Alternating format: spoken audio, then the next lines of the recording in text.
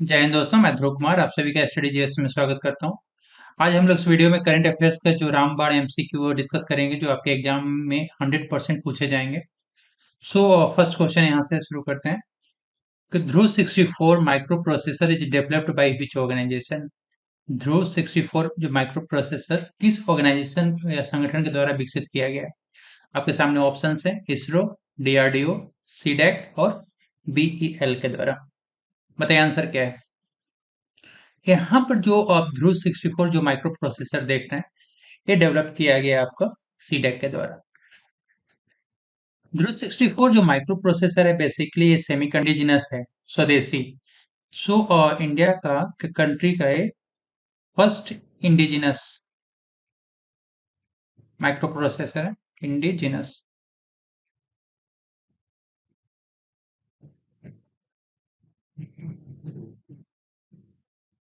ठीक है, इसको डेवलप किया गया सीडेक के द्वारा। सीडेक का फुल फॉर्म होता है यहाँ पे centre for development of advanced computing.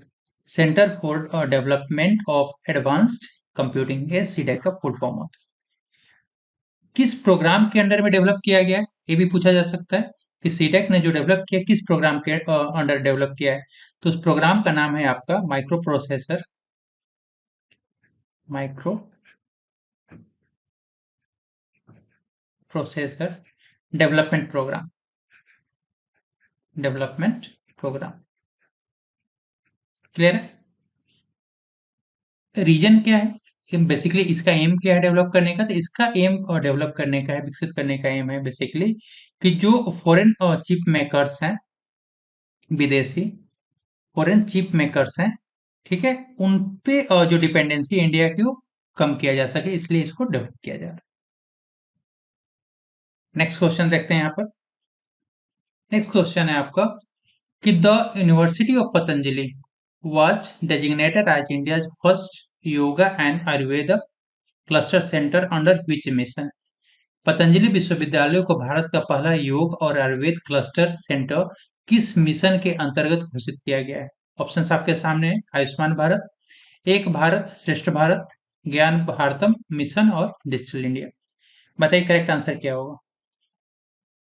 सो पहले देख लेते हैं यहाँ पे कि जो पतंजलि यूनिवर्सिटी है, इसको इंडिया का first yoga and Ayurveda cluster centre क्यों घोषित किया गया है। सो ये घोषित किया गया क्योंकि इसके द्वारा 50,000 50,000 जो एंशियंट टेक्स्ट हैं, एंशियंट टेक्स्ट, उसको प्रिजर्व किया गया, टेक्स्ट को प्रिजर्व किया गया है। साथ में 42 लाख जो मैन्युस्क्रिप्ट पेजेज हैं, मैन्युस्क्रिप्ट पेजेज, उनको डिजिटलाइज किया गया है, डिजिटलाइज्ड किया गया है। और जो 40 मैन्युस्क्रिप्ट्स हैं, 40 मैन्युस्क्रिप्ट्स को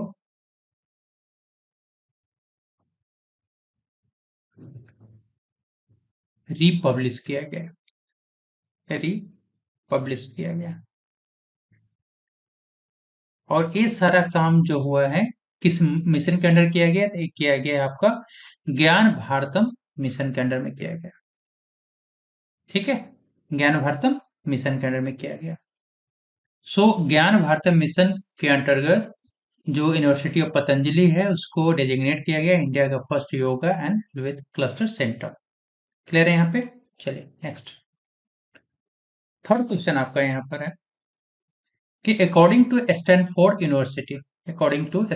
university global AI vibrancy tool के द्वारा India rank in AI competitiveness. Stanford विश्वविद्यालय के अनुसार एआई प्रतिस्पर्धा में भारत का स्थान क्या है? ऑप्शंस प्रथम, द्वितीय, तृतीय या पंचम। बताइए। सो यहाँ पर फर्स्ट देख लेते हैं। फर्स्ट रैंक मिला है आपका अमेरिका को, यूएसए को दिया गया है। सेकेंड रैंक आपका चाइना है और थर्ड रैंक इंडिया को दिया गया है। थर्ड रैंक इंडिया को दिया था। आंसर आपका क्या हो जाएगा? सी, थर्ड हो जाएगा। और इसका इंडिया की एक अचीवमेंट है कि लो मिडिल इनकम स्टेटस के बावजूद भी इंडिया जो है low middle income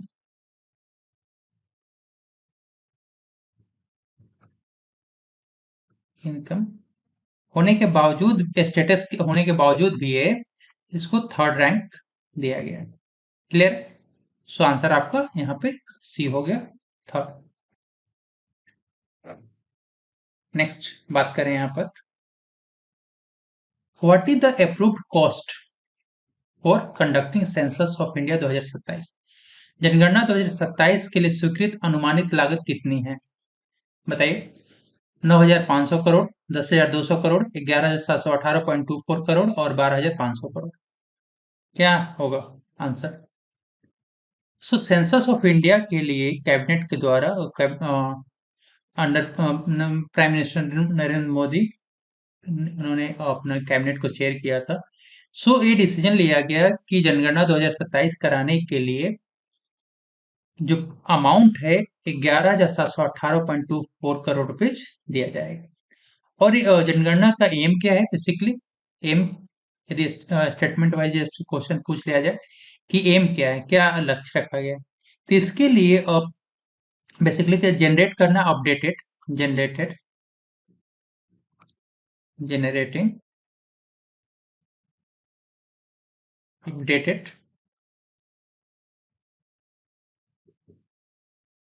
high quality high quality demographic and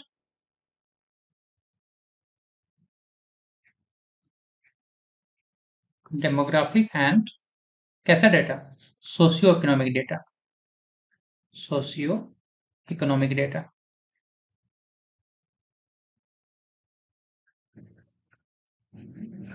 socio economic data चाहिए जो बेसिकली पॉलिसी मेकिंग में at all level of governance ये काफी यूजफुल होगा।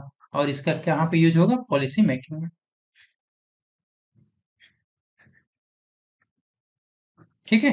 सो इसका एम है आपका सेंसर 2027 का। नेक्स्ट क्वेश्चन देखते हैं।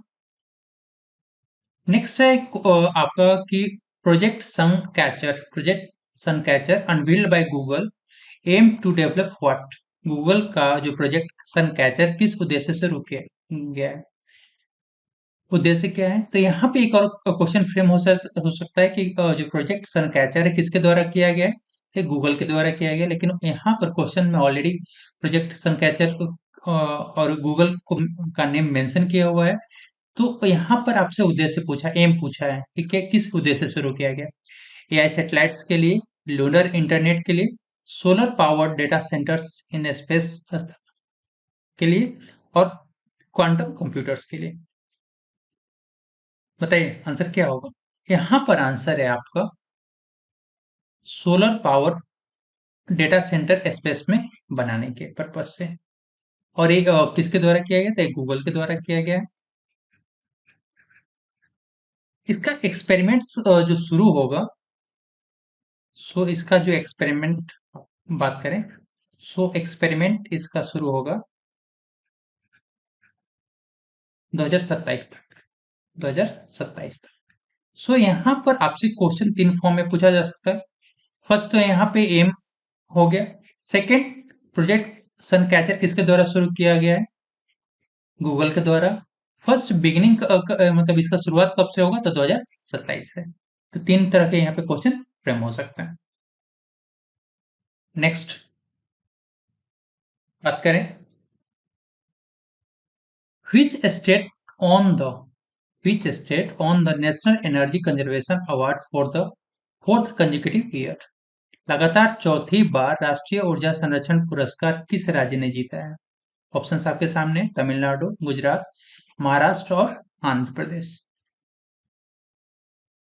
सो यहाँ पर आपका नेशनल एनर्जी कंजर्वेशन अवार्ड लगातार चौथी बार आंध्र प्रदेश जीता है, आंध्र प्रदेश ने जीता है।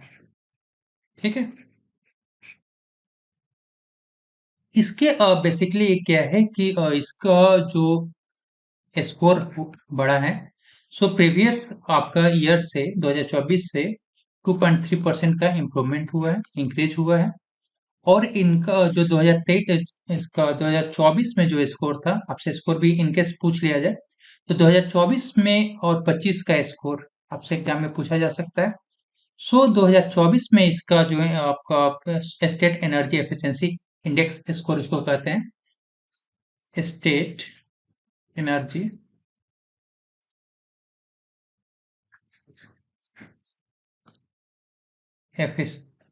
Efficiency index score.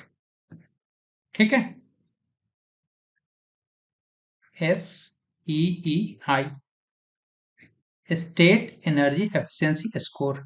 ये जो स्कोर था 2024 में 87.25 था, 87.25 था। वो बढ़ करके 2025 में हो गया था 89.25। ठीक है,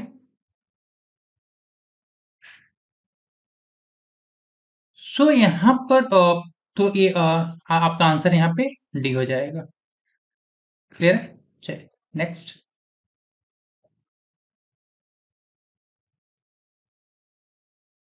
India's first wildlife safe road has been launched on which national highway? Bharat की पहली वाइल्ड लाइफ सेफ सड़क किस राष्ट्रीय राजमार्ग पर शुरू की गई है? ऑप्शंस आपके सामने हैं। NH7, national highway 7, NH44, NH45 और NH16। बताइए आंसर क्या होगा? सो ये आपका जो इंडिया का प्रथम wild life safe road, wild life safe सड़क जो लॉन्च किया गया है, बेसिकली ये लॉन्च किया गया है आपके मध्य प्रदेश में। मध्य प्रदेश में,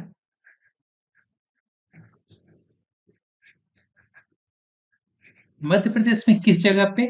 सो मध्य प्रदेश में आपका है वीरांगना, वीरांगना दुर्गावती, दुर्गावती टाइगर रिजर्व में, टाइगर रिजर्व, टाइगर रिजर्व में। यहाँ पर जो इसका 2 किलोमीटर का एरिया है, 2 किलोमीटर का एरिया है, वहां पर क्या किया गया कि टेबल टॉप बनाया गया, रोड को पे टेबल टॉप रेड मार्क किया गया वहां पे, टेबल टॉप रेड मार्किंग किया गया, रेड मार्किंग, रेड मार्किंग किया गया है। और ये टेबल टॉप का जो थिकनेस है 5 mm का है, 5 mm थिक है। बेसिकली इसका पर्पस क्या है, किस पर्पस से बनाया गया है? सो पर्पस इसका ये है कि आपका जो वाइल्ड लाइफ सेफ रोड का पर्पस इस है कि जो एनिमल और व्हीकल के बीच में जो कोलिजन होता है, एनिमल और व्हीकल के बीच में जो कोलिजन है उसको कम करने के लिए, कोलिजन को कम करने के लिए, कोलिजन को रिड्यूस करने के लिए, घटाने के लिए। और कहाँ पे बेसिकली जो आपका इकोलॉजिकल सेंसिटिव जो रीजन्स है वहां पे, इकोलॉजिकल सेंसिटिव रीजन्स में, सेंसिटिव रीजन्स। ठीक है, और ये आपका जो बात कर रहे थे कि किस नेशनल हाईवे पे है, तो ये नेशनल हाईवे आपका है NH45, NH45 पे किया गया इसको। सो आपका आंसर यहां से मिलता है, आंसर क्या हो जाएगा? Answer C. इसको किसी और फॉर्म में पूछा जा सकता है कि किस राज्य में, यहाँ पे नेशनल हाईवे न दे करके किस राज्य में लॉन्च किया गया है, तो मध्य प्रदेश में किया गया है। किस टाइगर रिजर्व का पार्ट है, तो वीरांगना दुर्गावती टाइगर रिजर्व का है। क्लियर है? और ये जो आप टेबल टॉप देख रहे हो रेड मार्किंग का, ये कहाँ से इंस्पायर किया गया, लिया कहाँ गया से, इंस्पायर्ड कहाँ से किया हुआ है? सो ये इंस्पायर्ड हुआ है आपका दुबई का जो शेख जायद रोड है, दुबई, दुबई के और जो शेख शेख जायद रोड से जायद रोड से इंस्पायर्ड होकर के ऐसा बनाया गया है। क्लियर। और ये बेसिकली इससे क्या होता है कि डेंजर जोन आपका आइडेंटिफाई होता है, आइडेंटिफाई डेंजर जोन। ठीक है। तो एक यहाँ से पूछा जा सकता है कि क्वेश्चन की किस से इंस्पायर्ड होकर बनाया था, दुबई के शेख जायद रोड से इंस्पायर्ड। यहाँ पे चार पांच तरह के क्वेश्चन आपके फ्रेम हो सकते हैं। ठीक है। सो आंसर आपका सी हो गया। नेक्स्ट देखते हैं हम लोग। जैसे एक क्वेश्चन देखिए, एक क्वेश्चन आपका वही है कि table top road red marking used on India first wildlife safe road are inspired by which road, किस रोड से इंस्पायर्ड होकर बनाया गया है। सो रिंग ऑप्शन आपका रिंग रोड दिल्ली हो गया, Tokyo express, Sheikh Zayed road Dubai और पैसिफिक हाईवे ऑस्ट्रेलिया। तो आंसर आपका यहाँ पे ये होता है Sheikh Zayed road Dubai. Next question देखते हैं यहाँ पे। नेक्स्ट क्वेश्चन है आपका कि Bannerghatta biological park imported Capuchin monkeys from which country. Bannerghatta जैविक उद्यान ने कैपुचिन बंदर किस देश से आयात किए हैं। ठीक है। किस देश से मंगाया गया है। ऑप्शंस आपके सामने हैं, ब्राजील, केन्या, ऑस्ट्रेलिया और साउथ अफ्रीका। सो आप बताइए आंसर क्या होगा, तब तक अदर पॉइंट से डिस्कस करते हैं। जो बनेरघट्टा बायोलॉजिकल पार्क है ये आपका स्थित है बेंगलुरु में, बेंगलुरु में। ठीक है। बेंगलुरु में है। और यहाँ पर 8 जो कैपुचिन मंकीज हैं, 8 ब्लैक कैप्ड कैपुचिन मंकीज को मंगाया गया है आपका साउथ अफ्रीका से, साउथ अफ्रीका से। ठीक है। साउथ अफ्रीका से मंगाया गया है। और बेसिक इसका एम क्या है, इनके हिसाब से एम पूछ लिया जाए तो enhance genetic diversity, genetic diversity को इनहेंस करने के लिए, जेनेटिक डाइवर्सिटी। ठीक है। जेनेटिक डाइवर्सिटी को इनहेंस करने के लिए, बढ़ाने के लिए, और आपका जो कंजर्वेशन ओरिएंटेड जो जूलॉजिकल मैनेजमेंट है उसको क्या करने के, स्ट्रेंथन करने के पर्पज से इसको मंगाया गया।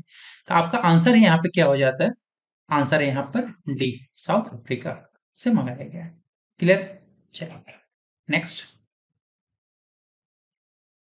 नेक्स्ट क्वेश्चन आपका, India launched India launched its first AI based screening program for which disease. भारत ने एआई आधारित स्क्रीनिंग कार्यक्रम किस रोग के लिए शुरू किया है। इंडिया का first AI based screening program है वो, किस रोग के लिए। Options, cataract, glaucoma, diabetic retinopathy और नाइट ब्लाइंडनेस। बताइए आंसर क्या होगा। सो आंसर यहाँ पर है बेसिकली जो एआई बेस्ड, आप आंसर सोचिए तब तक अदर पॉइंट्स हम लोग डिस्कस करते हैं। एआई बेस्ड जो आपका स्क्रीनिंग प्रोग्राम है बेसिकली इसमें कम्युनिटी का स्क्रीनिंग किया जाएगा, कम्युनिटी कम्युनिटी का स्क्रीनिंग किया जाएगा। एक कम्युनिटी स्क्रीनिंग प्रोग्राम है। ठीक है। कम्युनिटी स्क्रीनिंग प्रोग्राम है। और इससे क्या होगा कि आपका जो early detection of diabetic eye disease, early detection of, मतलब पहले ही डिटेक्ट कर लिया जाएगा इसको, early detection of diabetic eye disease, diabetic eye disease, जो डायबिटिक आई डिजीज है उनको अर्ली डिटेक्शन होगा। और public servants and public surveillance, public health surveillance,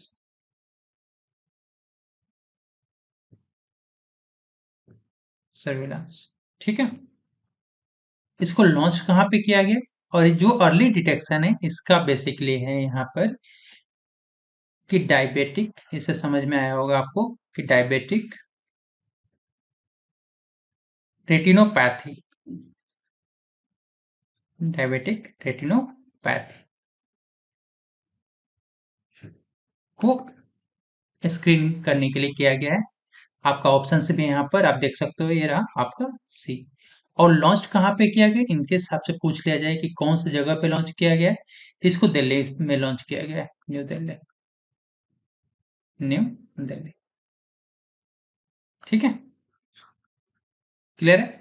तो आंसर आपका यहाँ पर हो जाएगा कि भारत ने एआई आधारित स्क्रीनिंग कार्यक्रम किस रोग के लिए शुरू किया है। फर्स्ट एआई बेस्ड है आपका, है डायबिटिक रेटिनोपैथी के लिए। आंसर सी हो जाएगा। ठीक है, next. Who has been appointed as the chief information commissioner of India, किसको chief commissioner information commissioner of India को बनाया गया है। तो भारत के मुख्य सूचना आयुक्त के रूप में किसे नियुक्त किया गया। ऑप्शंस आलोक वर्मा, राजकुमार गोयल, अशोक लवासा और सुनील अरोड़ा। बताइए, यहां पर आपका आंसर है बी, राजकुमार गोयल को chief information commissioner of India बनाया गया है। Next, India first foreign university will be established in which city? Sorry, forest university.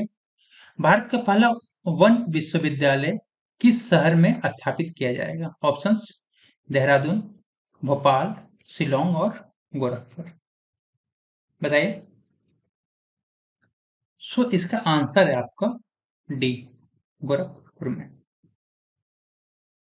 Next,